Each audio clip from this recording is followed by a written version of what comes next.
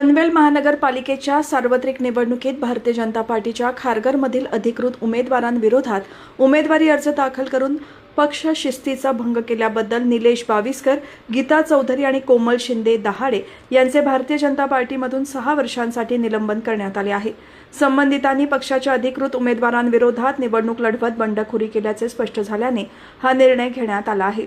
Bharatiya Janata party ही शिस्तबद्ध संघटना असून पक्षाच्या निर्णयांचे पालन करणे प्रत्येक कार्यकर्त्याला बंधनकारक आहे।